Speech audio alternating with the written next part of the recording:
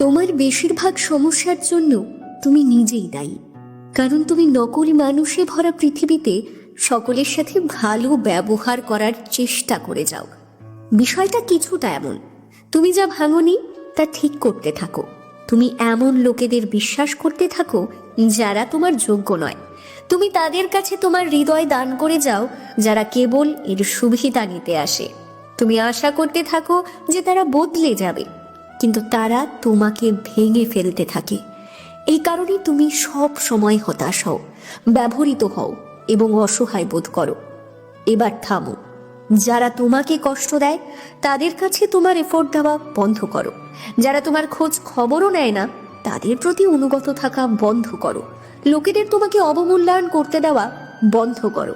তোমার নিজের শান্তির দায়িত্ব তোমার, তোমার নিজের সুরক্ষার দায়িত্ব তোমার, তোমার নিজের সীমানা তৈরির দায়িত্ব তোমার। দয়ালু হও, কিন্তু অন্ধ হও না। এই পৃথিবী নরম নয়, জ্ঞানী হও। তোমার হৃদয় আবার ভেঙে যাওয়ার আগে রক্ষা করো। রাধে রাধে। Download ShareChat.